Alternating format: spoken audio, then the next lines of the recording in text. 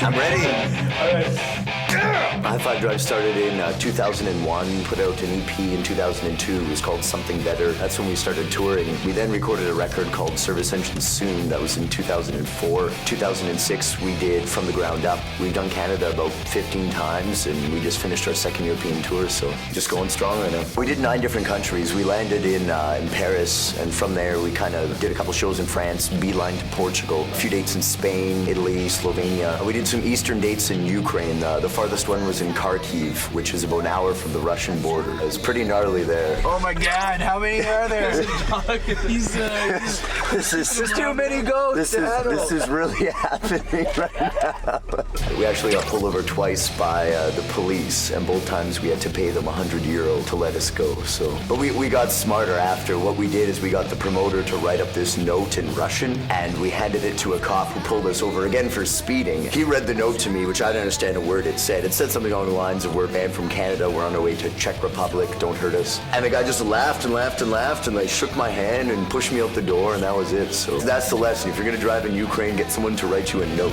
Where are the other guys you've met today? Oh, actually, on the European tour, we got kind of hungry.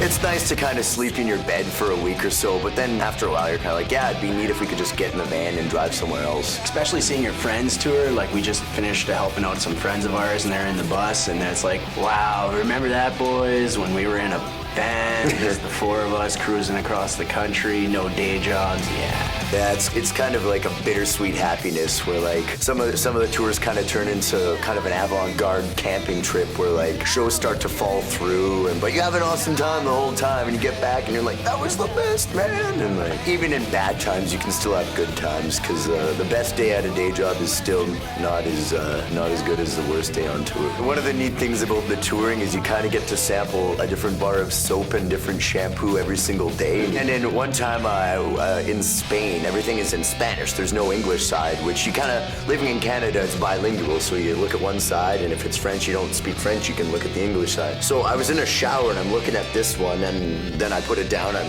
get the other one. There's no bar of soap. So this one looks pretty good. So I like wash my hair with it and try another one. It turned out that what I used for shampoo was actually feminine cleaner. So yeah, my hair was extra clean that day and silky that day. You know what else is weird? Canadian whiskey in Slovenia is cheaper than in Canada.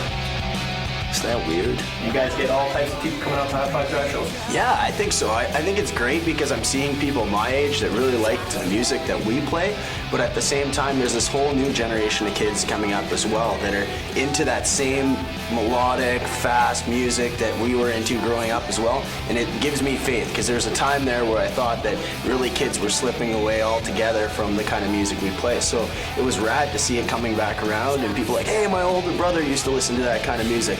Well, yeah, we're glad to be here and still playing it. We're glad that there's kids coming up still digging it. We're excited to put the record out, and hopefully sometime either late this year or next year. We recorded it with John Paul Peters at Privateer Studios. He did a really good job. He used to play in a band called The Undecided. He's recorded other bands like Comeback Kid and A Textbook Tragedy, and we were just really stoked to work with him. I could already picture people like putting it on and playing a little bit of air guitar in the mirror, like.